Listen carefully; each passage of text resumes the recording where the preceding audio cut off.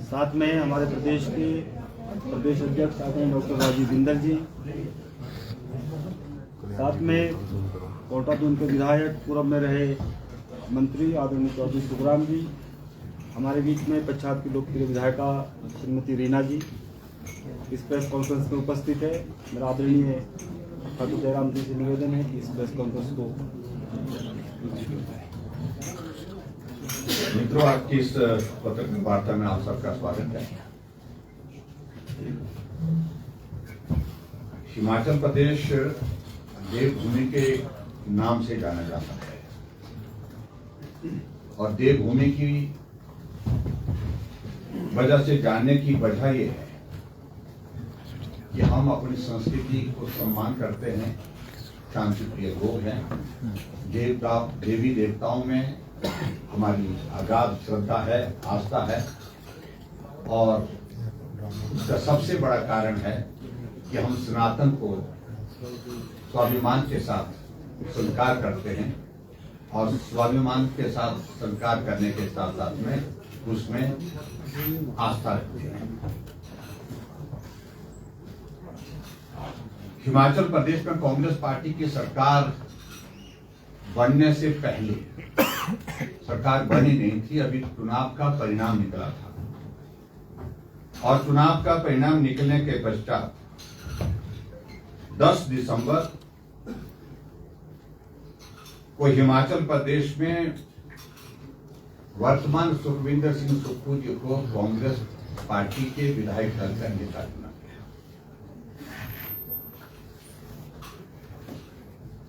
और नेता चुनने के पश्चात जब पहली बार उनने पत्रकारों को संबोधित किया, आपको स्मरण होगा तो उन्होंने एक शब्द का इस्तेमाल किया था कि जिस हिमाचल प्रदेश में 97% हिंदू हैं, वहां हम हिंदूवादी विचारधारा को, पार्टी को हरा करके सत्ता में आए। और मेरा यह मानना है कि यह कोई सहज कोई बात मुंह से निकली हुई बात नहीं है, इसके पीछे बहुत मजबूत जो है उनकी सोच का जो दृष्टिकोण है वो रिफ्लेक्ट होता है। जो वो ये भी कह सकते थे कि हिमाचल प्रदेश में कांग्रेस पार्टी को बहुमत मिला है और हम उस बहुमत के आधार पर सरकार बनाने हैं, लेकिन विशेष तौर से पर्टिकुलरली इस बात को उन्हें जिक्र करते हुए कहा कि 97% हिंदूवादी पार्टी को हरा करके हम सत्ता में आए। उसकी वजह प्रमुख रूप से एक तो ये हो सकती है कि उनकी विचारधारा में सनातन को कोई सम्मान नहीं है, सनातन के प्रति कोई आस्था नहीं है, कोई श्रद्धा नहीं है। और दूसरी बात उनके मन में हो सकता है इस बात को लेकर कि कांग्रेस पार्टी का जो राष्ट्रीय नेतृत्व है वो राष्ट्रीय नेतृत्व सनातन के खिलाफ गाहे बगाहे कहीं न कहीं बोलता रहता है, सनातन के भावनाओं के खिलाफ कुछ करता है। उनको खुश करने के लिए कहा होगा, लेकिन हमने फिर भी इस बात को सोचा कि अनायास कई बार कुछ शब्द छूट जाते हैं, उसका हमने बहुत बड़ा संज्ञान नहीं लिया। लेकिन उसके बाद 11 दिसंबर 2022 को सुक्खू जी शपथ लेते हैं। शपथ लेने के बाद फिर वो सचिवालय जाते हैं, फिर वही बात करते हैं कि 97% हिंदुओं की पार्टी को हरा। हम इस बात को सोचने लगे कि आखिरकार इनके जहन में ये बात इतनी गंभीरता से क्यों बैठी, जिसका जिक्र बार बार कर रहे हैं। और उसके बाद आपको अगर अच्छी तरह से याद होगा कि दिल्ली में मुख्यमंत्री बनने के बाद पहली बार गए तो पत्रकारों से जब मिलना हुआ तो वहां पर फिर वही बात है। सरकार बनने के बाद हैदराबाद में इनका कोई राष्ट्रीय अधिवेशन था, कोई कॉन्फ्रेंस थी, तो उसमें गए तो वहां पर भी उन्हें वही शब्द रिपीट।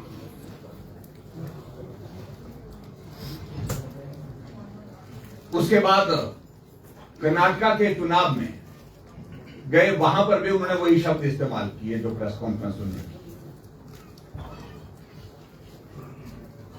आखिरकार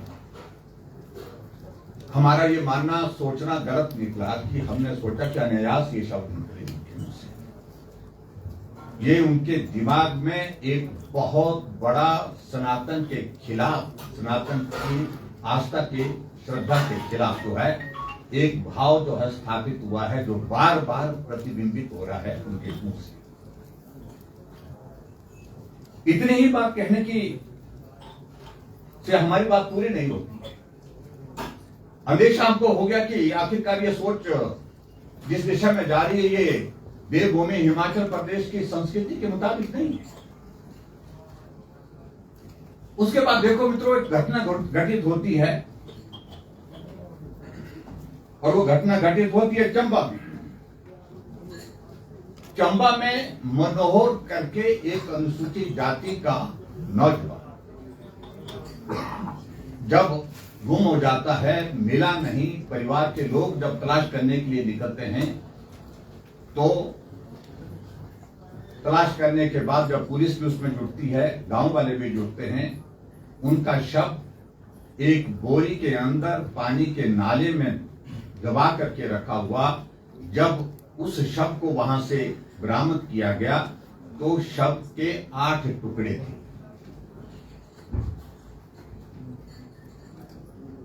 हमने उस घटना का विरोध किया। दोषी की तलाश हुई, दोषी के खिलाफ कार्रवाई हुई, गिरफ्तारी हुई, दोषी जेल की सलाखों के पीछे। और हमारी पार्टी ने फैसला लिया, हमारी पार्टी के प्रदेश के अध्यक्ष डॉक्टर राजीव बिंदल जी की अध्यक्षता में कि हम मनोहर के परिवार को संवेदना व्यक्त करने के लिए, देने के लिए चंबा जाएंगे। हम दोनों यहां से चले, कांगड़ा से हमारे साथ और भी हमारी पार्टी के वरिष्ठ नेता थे, विधायक। लेकिन चंबा में उस गांव से पहुंचने से पहले रास्ते में नेशनल हाईवे पर ही सारा रास्ता बंद कर दिया। आगे 144 वहां पर इंपोज कर दी गई और हम सब लोगों को कई घंटों तक धरना देने के बावजूद, अपनी बात कहने के बावजूद भी पुलिस ने आगे जाने नहीं दिया, वहीं हमको रोक दिया कि आप आगे जाएंगे तो अशांति फैल जाएगी। कानून व्यवस्था का विषय है। एक हिंदू नौजवान की हत्या हुई है, 8 टुकड़ों में उसके शरीर को काटा गया और उसके बाद वहां पर जाकर के जब हम उस परिवार के साथ मिलकर के संवेदना व्यक्त करने के लिए जाए, उसको भी रोका गया। ये वर्तमान हिमाचल प्रदेश की सरकार की जो मुख्यमंत्री का जो बयान आ रहा था, उसका एक रिफ्लेक्शन का एक अलग पार्ट है हमारे सामने।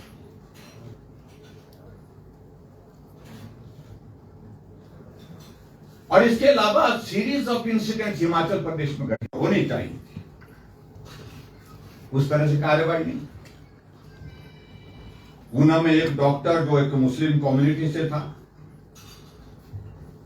जिसने फेसबुक पे भगवान शिव के प्रति भद्दी टिप्पणियां की, बहुत गंभीर टिप्पणियां की। जब समाज आंदोलन पर उतरा तब जाकर के बहुत लंबे अरसे के बाद, बहुत समय के बाद उसकी गिरफ्तारी की, उसके खिलाफ मामला दर्ज। कार्रवाई तुरंत क्यों नहीं हुई, ये प्रश्न खड़ा होता है। इसके अलावा और आगे बढ़ करके अगर हम बात करें जो है वो दूसरे प्रदेशों में, चाहे वो हरियाणा है चाहे उत्तराखंड है, वहां पर सप्लाई किया जा रहा है, लेकिन उसके बावजूद उस पर भी कोई कार्रवाई विशेष रूप से हुई नहीं। और आगे बढ़ करके नाहन में कपड़े की दुकान करने वाला एक व्यक्ति मुस्लिम समुदाय से था। वो सहारनपुर जाकर के गाय को काट करके सोशल मीडिया में डालता है।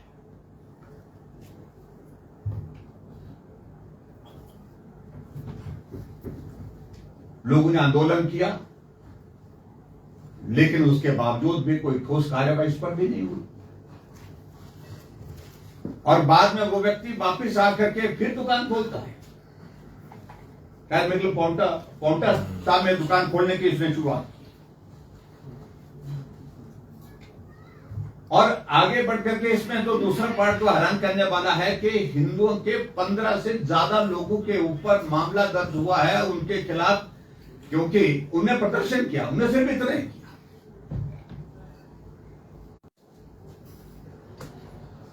आगे बढ़कर के घटना होती है, मुझे लगता है कि वो तो प्रदेश के स्तर पर नहीं, राष्ट्रीय स्तर पर वो मुद्दा बना, संजौली में जो मस्जिद वाला विवाद हुआ।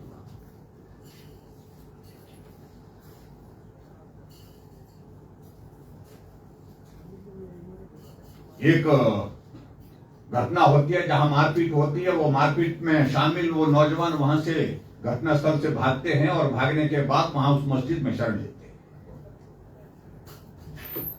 और जब मस्जिद में शरण लेते हैं तो जब लोगों ने उनके खिलाफ आवाज उठाई तो गिरफ्तारी के लिए जब पुलिस गई तो उनकी बरामदगी जो है वो वहां पर मस्जिद में की गई। उनके खिलाफ जब जन आक्रोश का एक माहौल बना और लोग जब उस आंदोलन का हिस्सा बने, सड़कों पर निकले और जो मस्जिद बनी है वो मस्जिद अवैध तरीके से वहां पर निर्मित हुई है, इस बात को लेकर के मुस्लिम कम्युनिटी के लोगों ने भी बात का स्वीकार किया और म्युनिसिपल कॉर्पोरेशन के कमिश्नर ने भी इस बात को स्वीकार किया। लेकिन जो प्रदर्शन करने वाले हमारे सनातन के लोग थे, जो हमारे हिंदू समाज के लोग थे, उनके खिलाफ मामले दर्ज किए गए और उनके खिलाफ मामले दर्ज करने के साथ लाठीचार्ज किया गया, वाटर कैनन का इसमें इस्तेमाल हुआ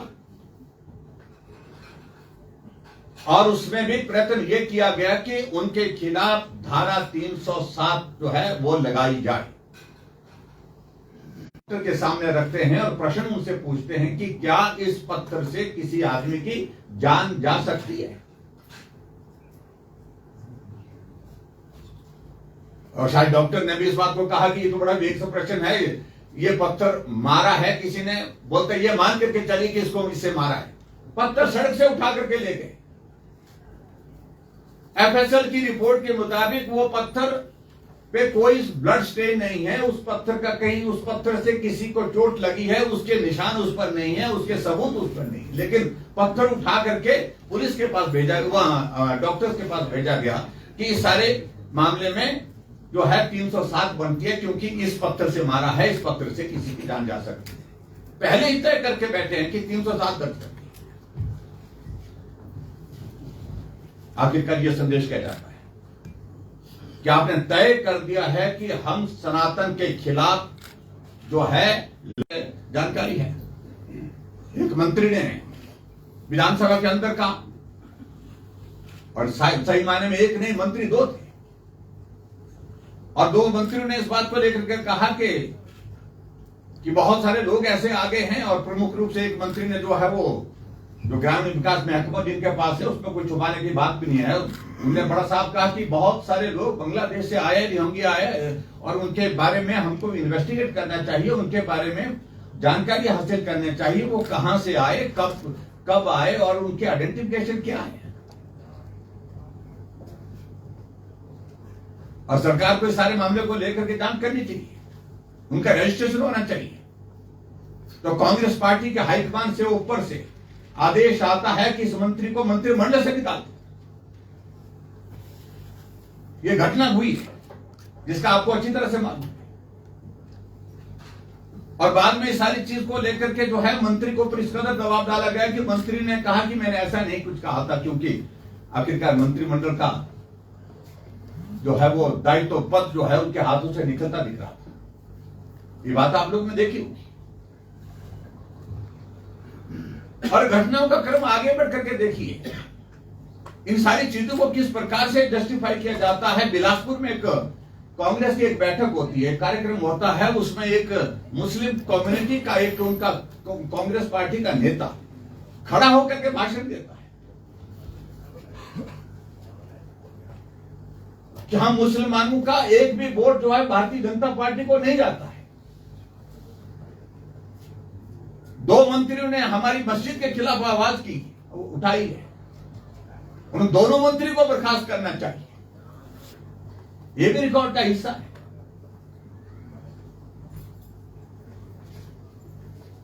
और मित्रों, ये सिलसिलेवार ये सारी घटना का दौर जो है यही थमा। एक हिंदू बेटी को जिसकी उम्र मात्र 18 साल 4 दिन थी,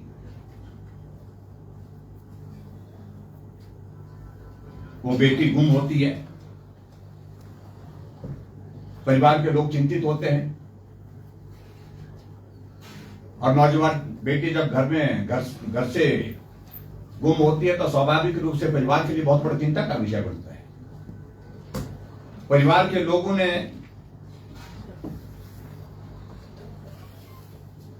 5 तारीख को माजरा थाने में शिकायत दर्ज की, कंप्लेंट की कि हमारी बेटी गायब है, हम चिंतित हैं, वो सुरक्षित होनी चाहिए, पुलिस मदद करे, प्रशासन मदद करे उसको ढूंढने की। लेकिन पुलिस की कार्रवाई नहीं होती है। 4 तारीख की बेटी गुम होती है, 5 तारीख को कंप्लेंट करते हैं, FIR दर्ज होती है 10 तारीख, ठीक है, 10 तारीख ऐसा बताया, हमको जानकारी बताई है। और ये सब जो है पुलिस को, प्रशासन को अच्छी तरह से जानकारी थी कि बेटी कहां है, लेकिन कदम नहीं किया गया उसको लाने का। और उस सूरत में मेरा ये मानना हमारा ये सबका मानना है कि ये विश्व जो है एक तरह का लव जिहाद का मामला है। और मैं हैरान हूं इस बात को लेकर के एक मंत्री का बयान आता है उसी जिले से संबंधित, ये छोटी सी घटना है, 2 नौजवानों की रजामंदी है, जबकि लड़का जो है अभी 19 साल का है, 21 साल का भी नहीं हुआ है। और इस सारी चीज को राजनीतिक मकसद की दृष्टि से भारतीय जनता पार्टी उठाने की कोशिश कर रही है। मैं समझता हूं बहुत दुर्भाग्यपूर्ण है। अगर मसले की अगर बात आती है तो मनोहर के बारे में भी यही कहा जाता रहा सोशल मीडिया में, और मीडिया में ये बात आई थी कि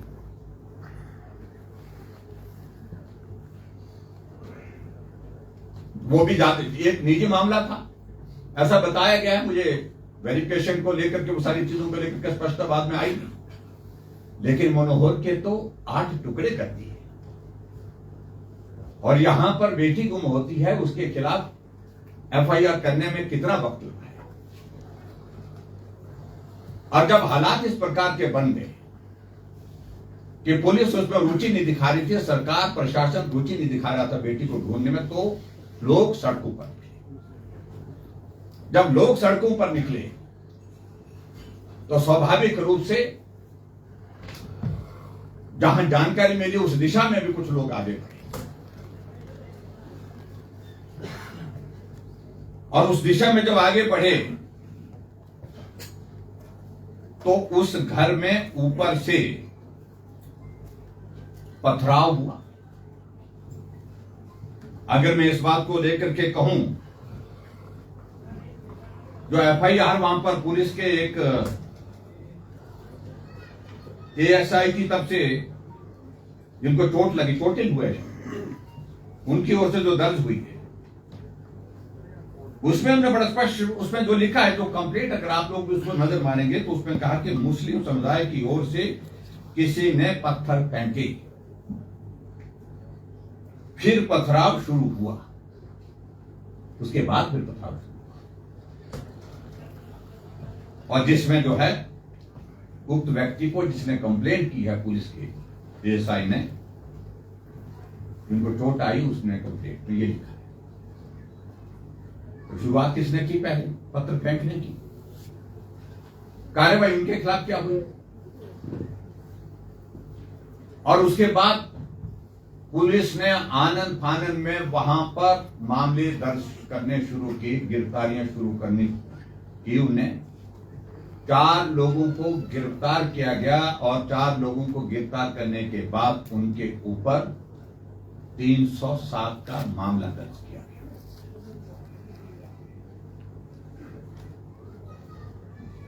और बात यही नहीं रुकी।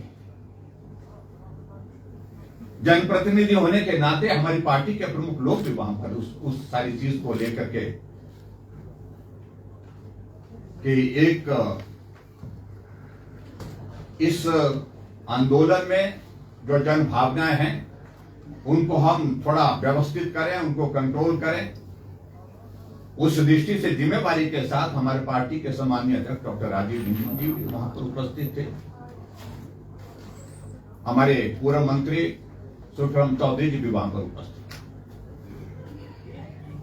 लेकिन विचित्र बात यह है कि दोनों के खिलाफ भी बाद में मालूम पड़ता है कि 307 में इनके खिलाफ भी मामला दर्ज किया गया।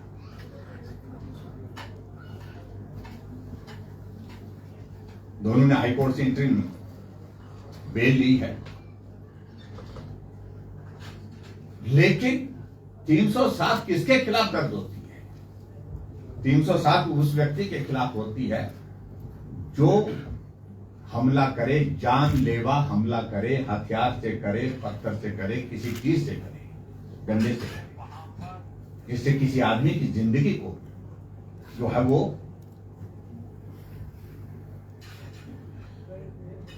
मौत की स्थिति आ सकती है, उसमें 307।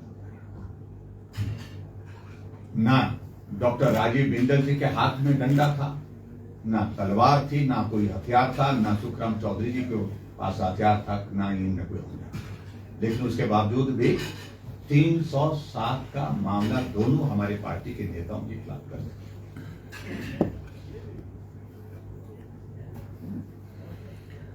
इसलिए मैं इससे पहले से मैं जो पृष्ठभूमि में जाकर के जो हिंदूवादी पार्टी को हरा करके आया हूं, तो उसका रिफ्लेक्शन यहां पर